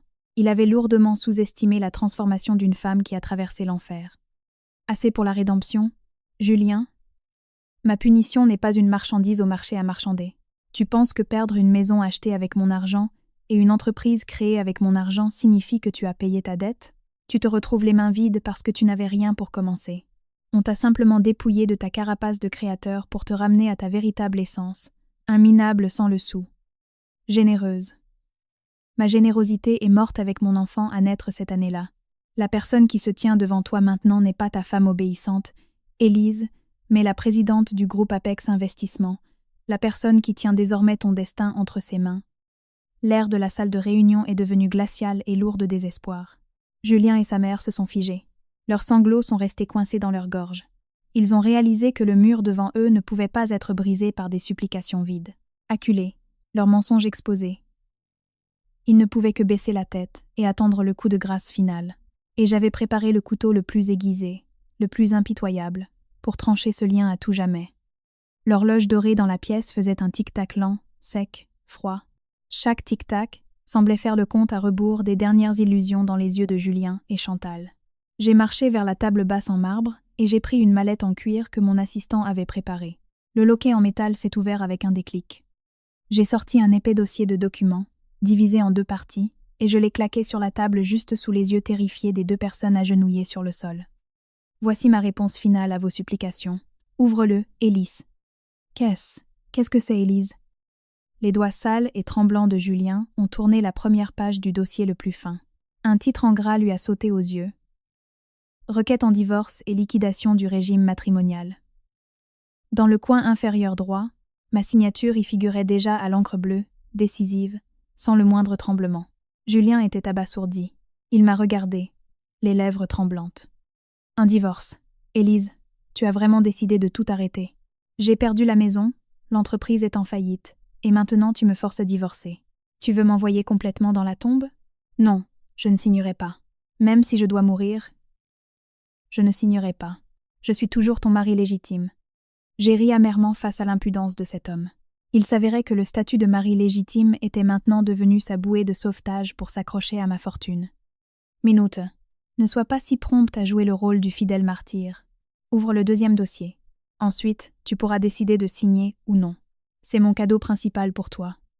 Julien a dégluti avec difficulté. Il a ouvert le 2e dossier, plus épais. Après n'avoir lu que les premières pages, son visage est passé du blanc pâle au gris cendré. De grosses gouttes de sueur ont roulé sur son visage. Ses yeux se sont écarquillés de terreur. Sa poitrine se soulevait comme s'il manquait d'air. Chantal, remarquant l'état étrange de son fils, s'est penchée pour regarder. Bien qu'elle comprenne peu de choses aux documents financiers, le titre rouge fois rapport sur les malversations financières et les copies des relevés bancaires l'ont fait paniquer. Qu'est-ce que c'est, Julien? Que sont ces chiffres? Je me suis lentement approchée, croisant les bras. Ma voix, froide comme une lame, a frappé directement au cœur de l'homme sur le sol. Laisse-moi t'expliquer. Ceci est un dossier complet de preuves rassemblées par la sécurité interne d'Apex Investissement pendant la période où Julien était PDG de Julien Construction. Voici les faux rapports de réception de matériaux, les contrats avec des sociétés écrans pour siphonner des fonds des chantiers de construction et les virements bancaires de millions d'euros sur le compte de cette fausse héritière Aurélie sous couvert de frais de représentation. Le montant total que ton précieux fils a volé au budget de mon groupe s'élève à 20 millions d'euros.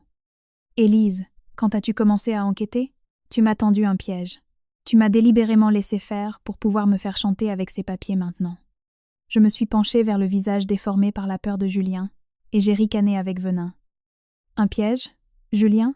Tu as une trop haute opinion de toi-même. Je suis trop occupée pour perdre du temps à tendre des pièges à un minable comme toi. Tout ceci n'est que ton avidité sans fond. Ta bêtise est trop grande. Tu as cru que tu étais assez intelligent pour me tromper et voler de l'argent pour entretenir tes maîtresses.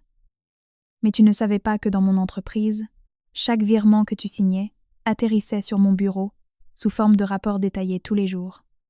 J'ai fermé les yeux, considérant cela comme de l'argent de poche pour satisfaire ton ego. Mais puisque tu as osé utiliser cet argent pour ramener une autre femme dans ma maison, piétinant ma fierté, maintenant tu vas vomir chaque euro volé. Je me suis redressée, tapotant mon doigt sur le dossier des infractions financières. Ma voix était comme de l'acier. 20 millions d'euros. Selon les lois sur la fraude et l'abus de biens sociaux, tu risques jusqu'à 10 ans de prison. Alors maintenant, Julien, je te donne 2 options. La première, tu prends sagement ce stylo et tu signes la convention de divorce, ainsi qu'une renonciation à toute réclamation sur les biens acquis pendant le mariage. Tu sors de cette pièce les mains vides. Si tu signes, j'envoie ce dossier à la déchiqueteuse. Je considérerai que ces 20 millions d'euros sont le prix que j'ai payé pour ta vie minable et pour avoir pris soin de ta vieille mère pendant 8 ans. Deuxième option. Tu refuses de signer et tu t'accroches à ton statut de mari légitime. Mais dès cet après-midi, tous ces documents partent au bureau du procureur de la République. Tu seras arrêté. Chantal ramassera des bouteilles dans la rue pour t'apporter des vivres en prison pendant les 10 prochaines années. Choisisse. Signe et deviens un SDF libre dans la rue, ou ne signe pas et pourris en prison. Non. Élise. Ne sois pas si cruelle. Je ne veux pas aller en prison. Je vais y mourir. Signe. Signe. Julien. A hurlé Chantal frénétiquement, attrapant un stylo sur la table et le fourrant dans la main de son fils. Si tu vas en prison, comment va-t-on vivre? Pas de maison, pas d'argent. On peut au moins survivre sous un pont. Mais tu vas mourir en prison. Signe. Laisse-la te laisser partir. Élise. Ma chérie. Aie pitié de lui. Je t'en supplie. Julien tremblait de tout son corps. Les mains qui m'avaient autrefois frappé serraient maintenant le stylo de manière convulsive. Il m'a regardé une dernière fois. Son regard était plein d'un regret tardif, d'une peur extrême et de l'impuissance d'un homme acculé, dépouillé de toute arme pour riposter. Je vais signer. Je vais signer. Je te souhaite une belle vie. Julien s'est penché et, d'une main tremblante, a griffonné sa signature tordue à l'endroit indiqué. Au moment où le stylo s'est levé du papier, tous les liens entre moi et cette famille ingrate ont été officiellement rompus. La lame avait tranché tous les liens d'un coup net, sans faire couler une seule goutte de sang. J'ai calmement pris la demande de divorce, vérifié la signature et l'ai remise dans ma mallette. Puis j'ai ramassé le dossier des crimes économiques. Je l'ai froidement déchiré en 2 et j'ai jeté les morceaux de papier par terre, juste devant leur visage. Le marché est conclu. À partir de cette minute, nous sommes des étrangers. Que vous viviez ou que vous mouriez, cela ne me regarde plus. Sécurité, escortez-les dehors et informez la réception. À partir de maintenant, il est interdit à ces 2-là d'apparaître à moins de 100 mètres de ce bâtiment. Je me suis retournée et je me suis éloignée. Mes talons claquaient en rythme sur le sol. Je ne me suis pas retournée une seule fois pour regarder les 2 silhouettes pathétiques qui pleuraient et criaient pendant que la sécurité les traînait vers la sortie. Ma poitrine me semblait légère. L'air frais a rempli mes poumons. La tumeur toxique avait été arrachée à la racine. La tempête était passée. Et le ciel libre et fier d'Élise était maintenant véritablement ouvert. Le lundi matin, le ciel de Paris était couvert. Des nuages sombres s'amoncelaient, apportant une fine bruine. Ce temps humide correspondait parfaitement à l'humeur de ceux qui devaient comparaître au tribunal pour recevoir le verdict final de leur vie. Mais pour moi, cette pluie était comme une eau fraîche, lavant la dernière saleté d'un mariage pourri. J'étais assise à l'arrière d'une luxueuse Maybach, sirotant tranquillement un café chaud préparé par mon assistant. La voiture s'est arrêtée en douceur devant le palais de justice de Paris. Je suis sortie. Je portais un manteau beige sobre. Mes cheveux étaient légèrement bouclés. J'ai monté les marches de pierre avec une attitude fière et sereine. À mes côtés marchait mon avocat, Antoine, qui avait préparé un dossier sans faille, ne laissant à la partie adverse aucune échappatoire. La salle d'audience était étouffante et froide. Julien était déjà assis là. Il était venu seul, sans sa mère. En le regardant maintenant, personne n'aurait cru qu'il s'agissait du même PDG pimpant de Julien Construction dans ses costumes impeccables. Il portait une chemise froissée au col effiloché. Ses cheveux étaient trop longs. Ses joues creuses et ses yeux rouges aux vaisseaux sanguins éclatés avaient un regard vitreux. En me voyant, il a tressailli et a baissé les yeux, n'osant pas me regarder directement. Il ressemblait à un scarabée aux pattes arrachées, attendant la fin. Le juge, d'âge mûr, feuilletant le dossier, a posé les questions d'usage d'une voix monotone. La décision était-elle volontaire? Les parties souhaitaient-elles une réconciliation? Comment les biens et les enfants seraient-ils partagés? Je me suis assise le dos droit, les mains reposant calmement sur la table, et j'ai répondu d'une voix claire, sans la moindre once d'émotion. Monsieur le juge, nous n'avons pas d'enfants ensemble. En ce qui concerne les biens, nous avons signé un accord volontaire. Monsieur Julien repart volontairement sans aucune réclamation sur les biens acquis pendant le mariage, y compris l'immobilier et les parts de l'entreprise. Nous ne demandons pas de réconciliation. Je demande au tribunal de rendre une décision rapide pour nous accorder à tous les deux notre liberté. Élise, n'as-tu vraiment aucun regret? Pendant 8 ans, nous avons eu des moments heureux. Cela te fait-il vraiment plaisir de me coincer comme ça? A soudainement pris la parole Julien, la voix brisée. Il s'accrochait à des souvenirs effacés, espérant éveiller un soupçon de pitié en moi. Le juge a levé les yeux, mais je me suis contentée d'avoir un sourire en coin. Mon regard, froid comme un iceberg, s'est posé sur cet homme pathétique. Le bonheur dont tu parles. Est-ce quand je vidais ton bassin à l'hôpital en échange de ton faux serment? Ou quand tu prenais l'argent que je gagnais avec mon sang et ma sueur pour entretenir une autre femme et l'appeler ta femme? Julien, arrête de jouer la comédie. Ces 8 années n'ont pas été un malheur pour moi, mais une leçon coûteuse sur la façon dont je me suis trompée sur une personne. T'es coincer? Tu as choisi de te passer la corde au cou. Tu as décidé de détruire cette famille. Je ne suis pas heureuse de te coincer. Je suis heureuse de jeter enfin un tas d'ordures hors de ma vie. Julien s'est mordu la lèvre jusqu'au sang et a baissé la tête sur la table en bois. Il n'avait aucun argument à répondre. Les preuves de ses détournements de fonds, que j'avais déchirés, pendaient toujours comme une épée invisible au-dessus de sa nuque. Il savait que s'il ouvrait la bouche et demandait un seul centime, je relancerais l'affaire et l'enverrais en prison. La lâcheté lui avait cousu la bouche pour de bon. L'audience a été rapide, ne durant qu'une demi-heure. Puisque tout avait été convenu et documenté légalement, le juge a rapidement prononcé la dissolution du mariage. Au moment où le marteau de bois a frappé le bureau avec un bruit sec, la chaîne invisible qui m'avait liée pendant 8 ans s'est officiellement brisée. Je me suis levée, j'ai ajusté mon manteau, j'ai fait un signe de tête au juge, et je me suis dirigée vers la sortie. « Élise, attends. » Julien a couru après moi en panique, m'interpellant alors que j'atteignais le couloir du palais de justice. Je me suis arrêtée et je me suis lentement retournée. Dans la faible lumière des lampes du couloir, son dénuement était encore plus apparent. Il a frotté maladroitement ses mains sales et a dit d'un ton pitoyable. « Élise, maintenant je n'ai vraiment plus rien. Ma mère et moi n'avons même plus d'argent pour payer notre chambre ce mois-ci. Tu m'as mis sur liste noire. Aucune entreprise ne m'embauchera. Pourrais-tu me prêter un peu d'argent? Juste un peu pour acheter des médicaments pour ma mère. Je t'en supplie au nom de la dernière goutte d'humanité. » La cupidité et l'impudence des gens n'ont vraiment aucune limite. Venant tout juste de signer les papiers du divorce et d'échapper à 10 ans de prison grâce à ma clémence, il osait demander de l'argent. J'ai ri d'un rire fort, sincère et plein de mépris. J'ai sorti mon portefeuille de mon sac à main de luxe, j'ai tiré un billet de 100 €, je l'ai mis en boule et je l'ai jeté directement sur le sol carrelé, à ses pieds. De l'humanité? J'ai utilisé mon humanité pour te sauver la vie. Tu m'as remboursé par la trahison. Et maintenant tu exiges de l'humanité de ma part. Ces 100 € suffisent pour acheter une corde. Va mettre fin à ta vie minable. Ne prends pas de place sur cette terre, et ne torture plus ta vieille mère. Julien, écoute-moi bien. À partir de ce moment, tu es pire qu'un chien errant pour moi. N'apparais plus jamais devant mes yeux. Sinon je te jure que tu regretteras le jour de ta naissance. Je me suis retournée, et je me suis éloignée d'un pas ferme et fier, quittant le palais de justice, laissant Julien planté là, fixant le billet de 100 € froissé sur le sol. Dehors, la pluie avait cessé. Le ciel de Paris s'était dégagé, et des rayons de soleil éclatants commençaient à illuminer l'asphalte. J'ai pris une grande inspiration. L'air n'avait jamais été aussi propre. Toutes les dettes étaient entièrement payées. Les traîtres avaient payé le prix fort. À partir de ce jour, Élise renaissait vraiment, plus forte, plus dure et plus brillante que jamais. Le temps passe vite. Près de 6 mois se sont écoulés depuis le jour où je suis sortie du tribunal, laissant ce sombre passé derrière moi. Ma vie est devenue un tourbillon de projets immobiliers à grande échelle, de voyages d'affaires incessants à l'étranger et d'événements mondains d'élite.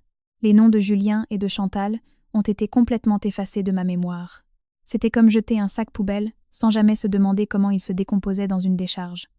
Mais le monde est petit. Et Dieu, semble-t-il, trouve toujours un moyen de me montrer en détail à quoi ressemble le karma pour les méchants.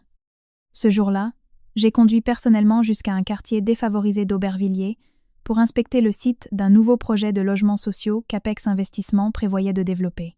L'endroit était sinistre, rempli de bâtiments en briques couverts de graffitis, et une forte puanteur émanait des poubelles débordantes dans les ruelles. Ma voiture de fonction avançait lentement dans une rue étroite. Soudain, la voiture s'est arrêtée car le chemin était bloqué par un caddie rempli à ras-bord de cartons et de bouteilles vides. J'ai baissé la vitre, sur le point de dire à mon chauffeur de dégager la voie. Mais quand mon regard s'est posé sur les deux silhouettes luttant pour pousser ce chariot sous le soleil de plomb, je me suis figée. Une vieille femme courbée dans des vêtements en lambeaux, la tête couverte d'un foulard sale qui cachait la moitié de son visage. À côté d'elle marchait un homme maigre comme un squelette, la peau noircie par le soleil. Il marchait avec des tons usés, les pieds noirs de la crasse des rues.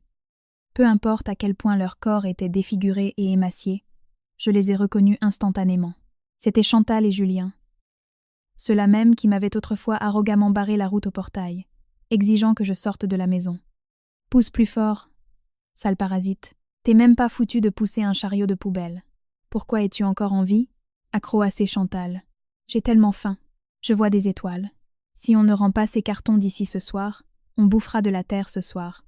Taistoy maman. » Arrête de crier, a hurlé Julien d'une voix rauque, lâchant les poignées du chariot et s'effondrant sur le bord d'un fossé puant, respirant bruyamment. C'est la faute à qui si j'ai fini comme ça? C'est à cause de ta cupidité. C'est toi qui m'as rempli la tête avec ces absurdités de richesse et de petit-fils. C'est pour ça que j'ai quitté Élise et que j'ai ramené cette arnaqueuse à la maison. Tu m'as ruinée et maintenant tu oses encore hurler. Je suis fatiguée. Je n'en peux plus. Qu'on crève tous. Chantal, dans une rage folle, a jeté un paquet de cartons par terre et a commencé à frapper le dos de son fils avec ses faibles poings. Tu oses me faire des reproches? C'est toi qui profitais de la vie, n'est-ce pas? Tu as volé l'argent de l'entreprise pour entretenir cette garce. Est-ce que je t'ai forcé à voler? Tu es un bon à rien. Tu as perdu une belle fille en or, perdu la maison, tout perdu, et maintenant ce vieux corps doit fouiller dans les poubelles pour te nourrir. Mon Dieu, pourquoi m'as-tu maudite comme ça? Ils se mordaient l'un l'autre, se hurlant les pires malédictions en plein milieu de la rue, sans une once de dignité. La scène était si pathétique et tragique que même les pauvres du quartier secouaient la tête. J'étais assise dans l'intérieur frais de la voiture, séparée d'eux seulement par une fine vitre de verre. Je regardais calmement le final de leur tragédie familiale. Soudain, Julien a levé son regard embué, et il s'est posé sur la Maybach rutilante. Et puis, à travers la vitre à moitié baissée, il m'a vue. Son corps s'est tendu comme s'il avait été frappé par la foudre.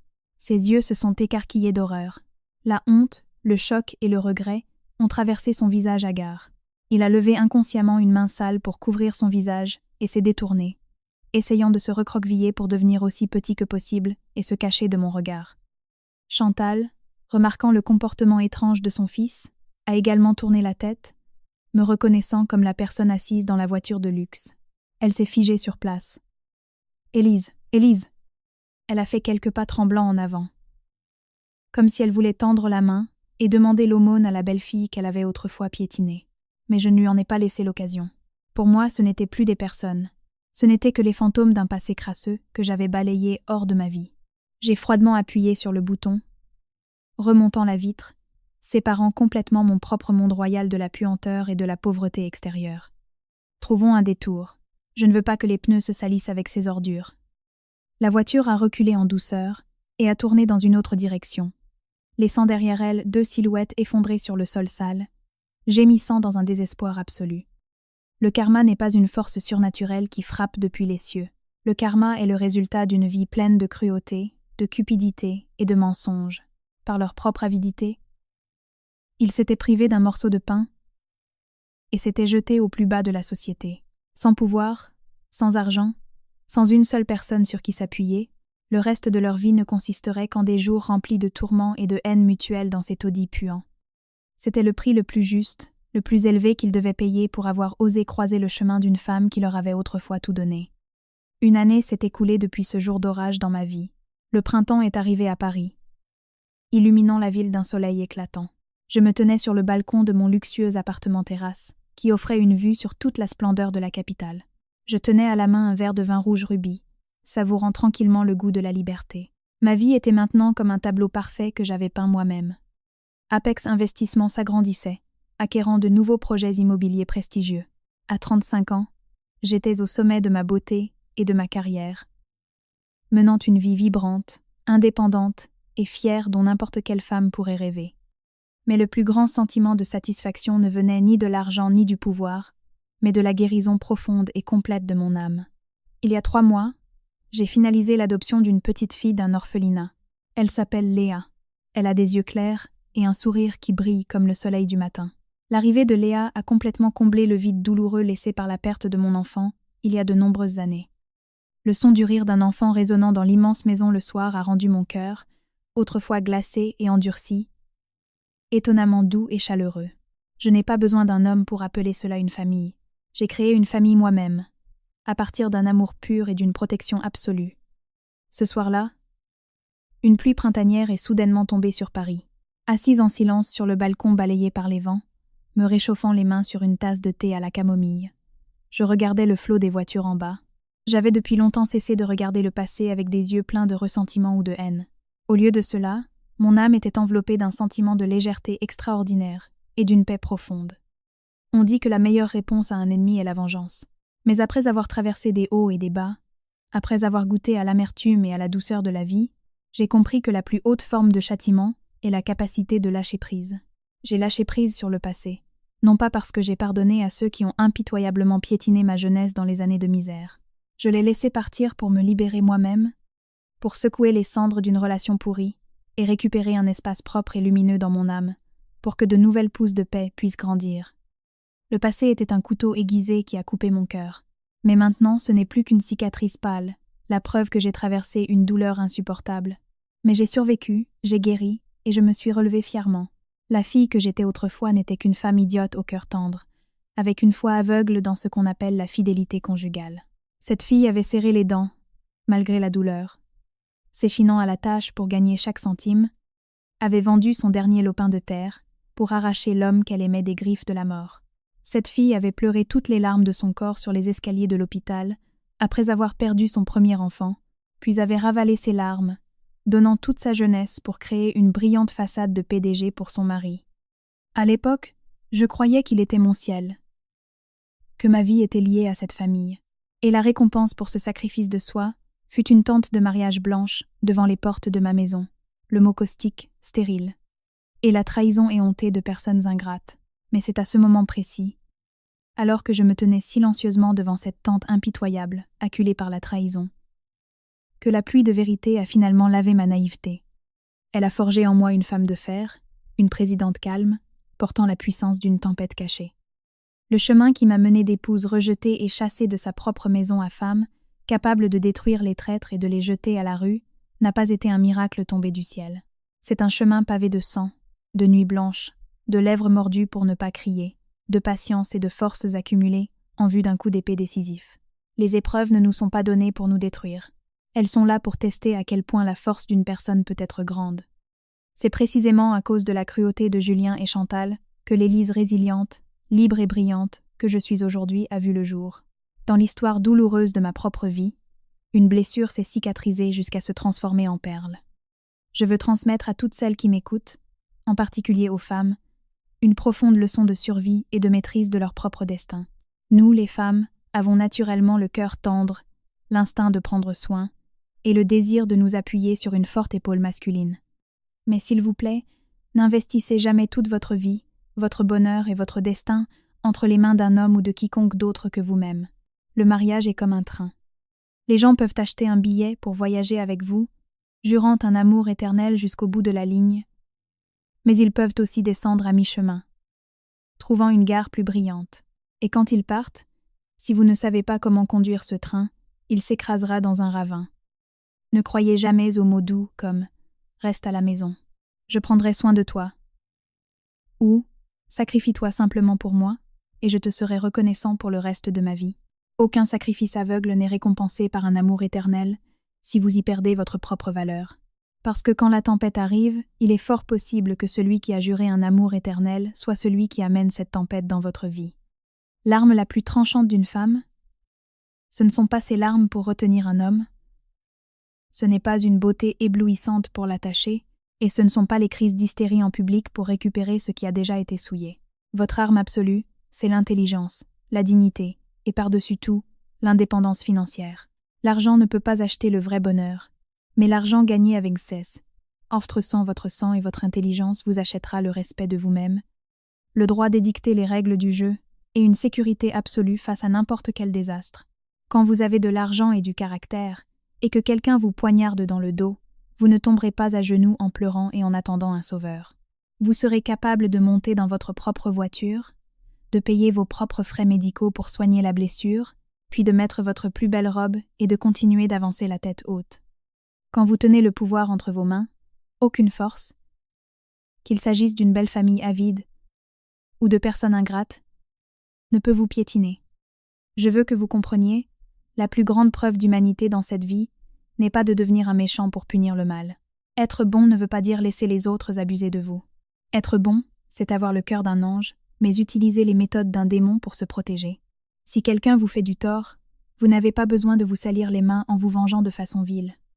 Vivez simplement avec la conscience tranquille et investissez toute votre énergie dans votre carrière. Laissez l'univers et la loi du karma faire leur œuvre. Tout comme ceux qui m'ont trompé ont fini par se tromper mutuellement et se conduire au plus profond de la pauvreté et de la honte, la roue du karma tourne silencieusement, mais elle n'épargne personne.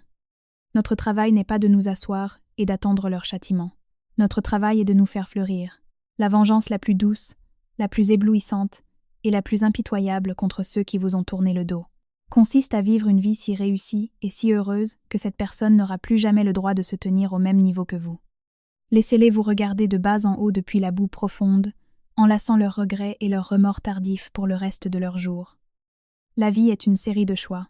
Si vous êtes au fond du désespoir en ce moment, si vous venez d'être trahi, dépouillé de votre foi, ou si vous êtes coincé dans un mariage toxique qui aspire toutes vos forces, s'il vous plaît, n'abandonnez pas. Autorisez-vous à être faible. Autorisez-vous à tomber et à pleurer amèrement. Mais seulement pour cette nuit. Déversez toute votre douleur et votre ressentiment dans l'obscurité.